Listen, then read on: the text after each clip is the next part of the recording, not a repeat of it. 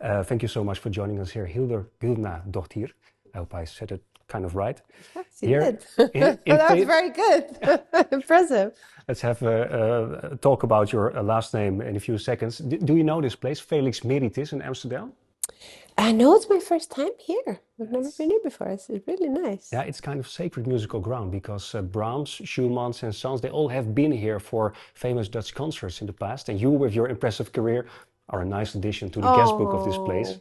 So great to be able to speak with you. You're associate artist at the Holland Festival this year, Hmm. performing also a Nærmynd concert and other events. Hmm. That in a moment. But first, your last name, Guðnadóttir. You inherit the first name of your father. That becomes your last name. So you are the Yeah. daughter of Gud. Yeah, Guðni Guðni. is my father's first name, so I am the daughter of Guðni. Beautiful. So So your father, your mother, your family, do you stem from a musical background? yes, yeah. Almost everyone in my family is a musician or a doctor or in some health related things. So it's either health or music. Beautiful combination Yeah. because music is also good for health and I think mental. so. I do think so. Yeah. Yeah. And then you stem from Iceland. I've been there once and I was swept away by the giant voids of space and huge skies and the volcanic out of this worldness. That must be somewhere under your skin when you're composing. Is that true? Yes, I think in some ways, I think you can't escape that where you're from is always going to influence you in some ways, whether you like it or not. And Yeah. I think that, coming from Iceland, there's definitely lots of things from there that influenced me very much. And I think, growing up with this freedom, because Iceland is it's a quite a safe place. So, growing up, I had a lot of freedom of movement. As a child, I basically just roamed around and went where I wanted. And so you have a lot of space to explore as a young person, something that you maybe don't have so much in bigger cities or In bigger busy Amsterdam places. city streets. Yeah. Exactly. Or where, in Berlin, where I've been raising my son, you're much more protective of, where the kids are going. And I think the vastness of having the horizon around you, Yeah. everywhere you are, and the sea, I think is very influential. And so that horizon is being heard in your compositions. I think I can hear it because there are lots of long lines Mm. and slowly evolving lines. Is that maybe the similarity with your horizons there in Iceland? Or is that something that belongs to you, to Hildur? Yeah. Well, I mean, possibly it was hard for me to pinpoint that exactly where these things come from because, where you're from is so inherent to who you are. Yeah.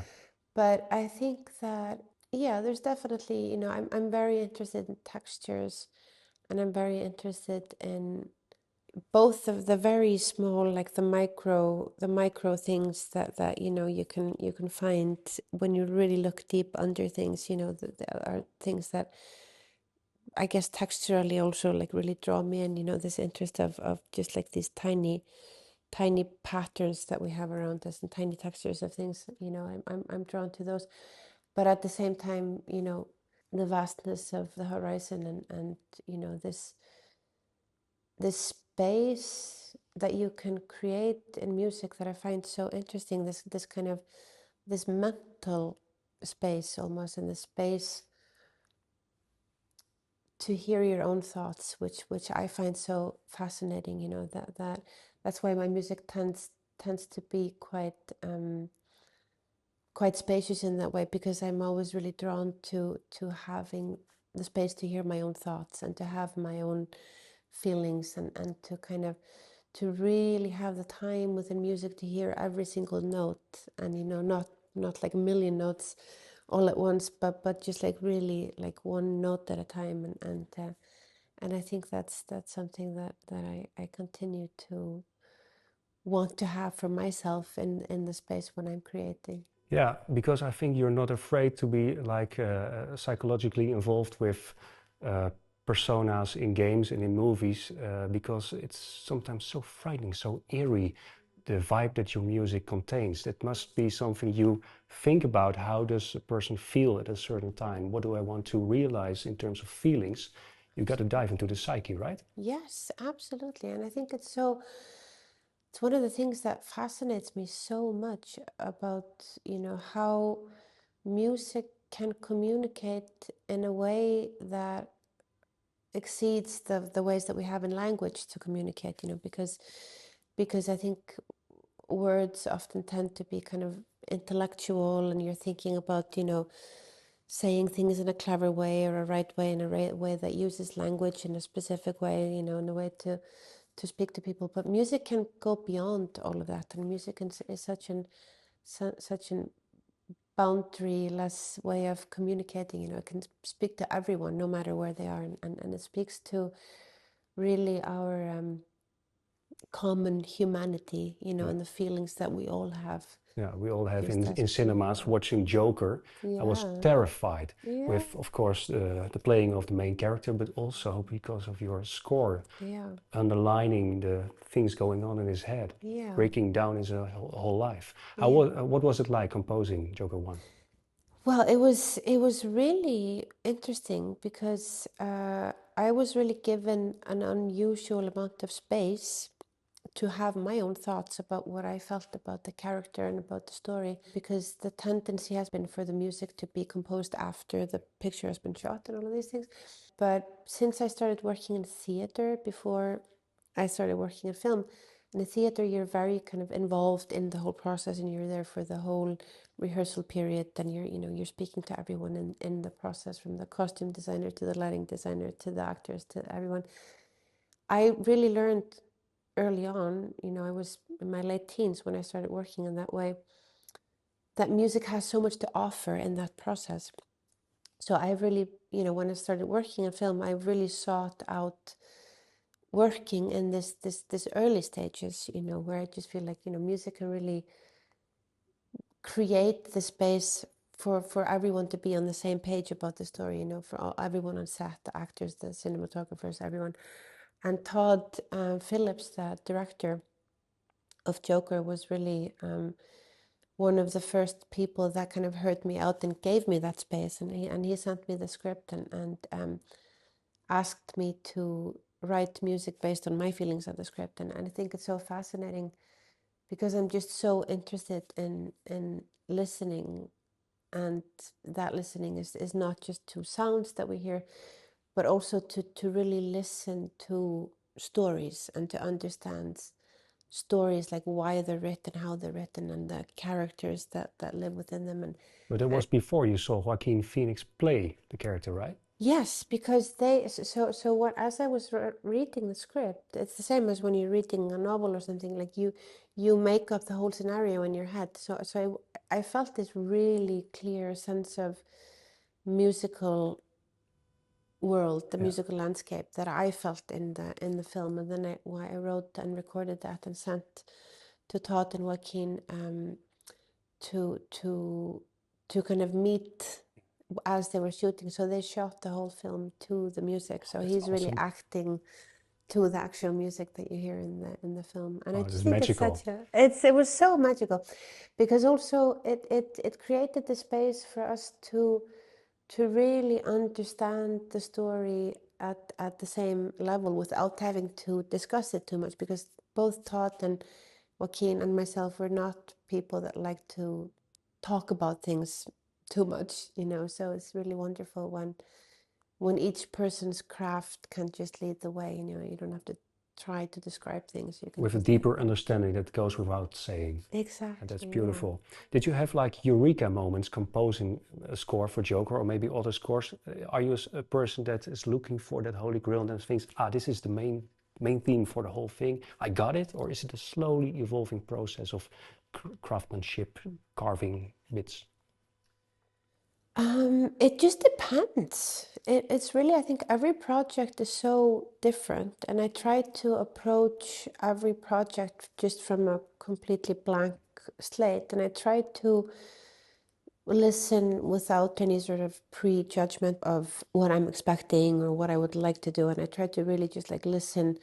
So what happens for me naturally as I'm diving into this world, and just like allowing myself to be overtaken by where the story pulls me, and the more I can the more I can give into those feelings very naturally, and like the less I try to control with my own ego, or things that I want to say, or the less I can have my kind of preconceived ideas in the way. I think that the more I enjoy the process, and the more I can learn in the process, because that's somehow what I try to use these film projects as a vehicle for, because the films take me to places that I probably wouldn't have gone myself, To objects that you might not have known before, because you invent Yes, instruments, you look for soundscapes. exactly. Yes, yeah.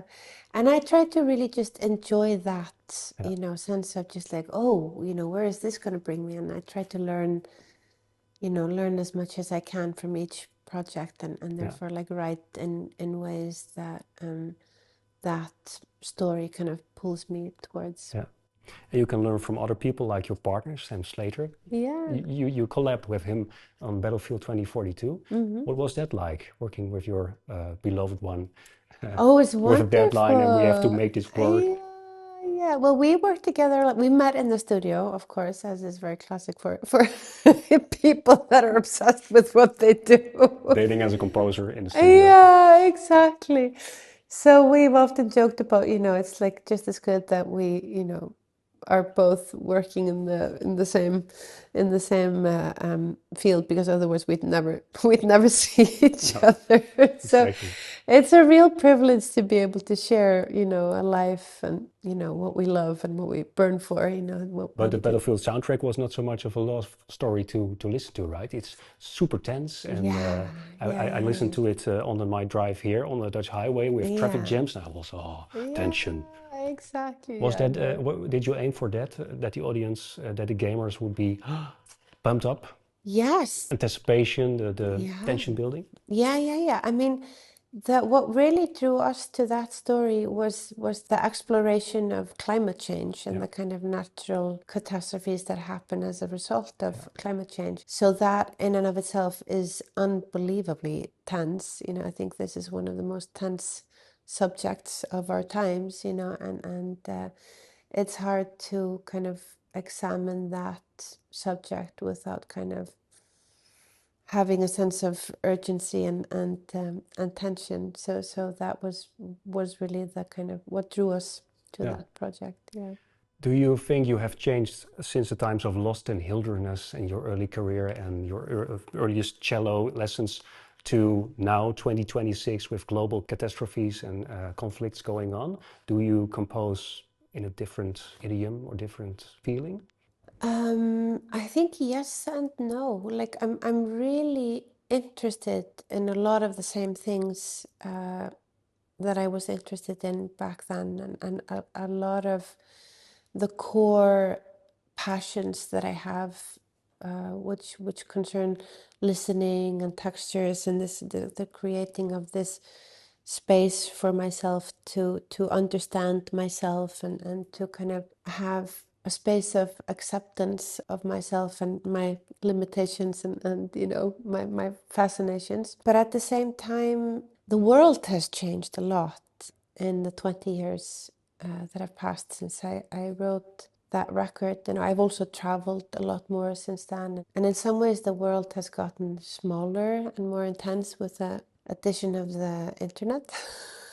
And, all of the communication that brings. And I think maybe all of those directions have made me a little bit more concerned about the world, and that's definitely seeping into my work in a way. There's lots of ways that we are communicating with each other as people that I have a kind of hard time understanding, and I have a hard time accepting. And I think a lot of those thoughts have been creeping into my music, because I think in the same way that I approach music when I write for films as a way to try to understand characters, and create these sound worlds around stories that I'm trying to really understand and listen deeply to. Yeah, and sometimes you have to focus on certain events that are very tragic, sad, Chernobyl. Hmm. What was it like composing for that series with that very tragic incident as the basis? Well, I mean, I think that when you write music for events that happened in real life, it changes the way you approach it because you have to be aware that there are lots of people very much still alive today that were very affected by these events and were their lives were changed by them and so I think there's a certain respect that you have to have for the subject and not kind of over dramatizing what happened in reality. So I think there's a slight difference between when you're working with real events and a completely fictional story like Joker. I mean, he's a character that we feel very much for, but he's not real. He Yeah. never existed in reality. So you can be more edgy, musically speaking, with more I think, distortions or sudden outbursts or something. yeah, I think you have a bit more freedom to make things up as you go somehow. Orchestras have the capacity to create these fantastical worlds, which is why, of course, we gravitate towards them in these bigger, more bombastic movies. It's a kind of having a connection, just like a historical connection to the sound worlds that orchestras create are I think in our psyches and our minds very connected to these I think so. Hollywood films, I think so, but how is that for you? Because you love synths as well. I hear a lot of atmospheric pads from computers compared to the traditional orchestra with Bruckner, Mahler, Brahms and stuff. What do you think about those composers? Do you have any favorite classical composers compared to modern contemporary stuff? Yes, absolutely. I think the big hero for me till the end of time will always be Bach. I absolutely adore Bach and I play Bach almost every The cello day. suites. Yeah, the cello suite. So I think Bach is really at the core of my musical heart, kind of beats through Bach, I would say. But I also love a lot of like, Handel and Schumann and Yes. I love music. So somewhere that is in the back of your head when you're composing in your totally own language, which you have created. What big dreams do you have, totally out of the box thinking and musically speaking? What do you want to accomplish someday? Well, I've never really thought in those terms. It's kind of funny because, I never made any decisions in music. I never decided to become a musician. I never decided to start playing the cello. I never made any conscious steps to think like, okay, this is my dream and I'm gonna go for it. But I've always just kind of followed the things that are coming to me and Sounds like you're being led. Like you yes, follow something. exactly. And I've just, come to trust that if I keep following and I keep kind of, following this carrot of where life takes me, things unfold and I think it's more fun to approach life in that way of just kind of showing up for the things that show up for you because then you have the capacity to be surprised by what happens. So Yeah. so none of anything that's happened, I think I've planned in any way. I've just kind of, But not you've not opened, stood in the way of it. exactly, you've opened up yourself for surprises. And Yeah. also it gives hope because it brought you here. It Yes, will bring you further. exactly. So now we're here in Felix Meritis. You are here for the Holland Festival. Can you tell us something about Nærmynd? Yeah, Nærmynd? Nærmynd? Nærmynd. Yeah, Nærmynd. yeah. So I have the wonderful pleasure of being able to play with the Icelandic Symphony Orchestra at the Holland Festival, which is absolutely magnificent because I actually lived in Amsterdam as a child Oh, wow. when I was 2 to 4 years old. And my parents were both musicians. They were both studying music here, so I lived with them here as they were studying.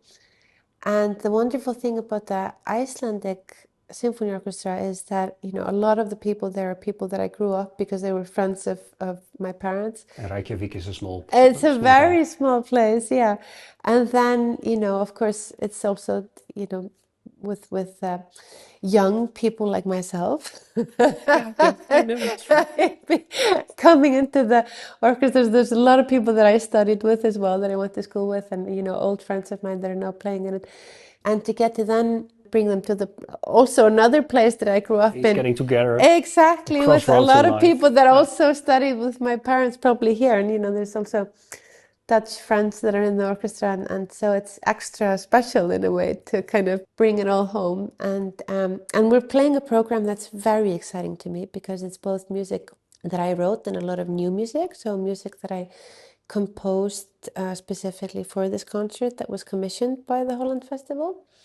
World premiere here, and a lot of new arrangements as well that have also never been played, of older works that kind of in relation to this 20th anniversary of my first solo album, and some works from some film, but also works from other contemporary composers. So it's Alvin Lucier and Ryuji Sakamoto and Kaya Sariaho and yeah, Mika Levy. Beautiful musical textures I hear from those composers. Exactly, yeah. And I think all of these composers really embody the theme that I wanted to bring to the festival, which is all of revolving around listening and the practice of deep listening and shared listening and different ways of listening and non-judgmental listening, which I think is really important and something that I try to practice myself.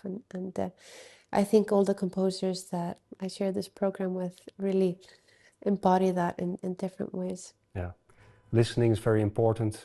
Being a composer, listening to the times you live in an orchestra, listening to your fellow players, and you yourself listening to the path that life will provide for you. I think you're listening in the best way possible. Oh, thank you. I keep listening to your beautiful music for games, for films, and thank you so much for this moment here in Felix Meritis, and best of luck here at the Holland Festival. Thank you. Thank you.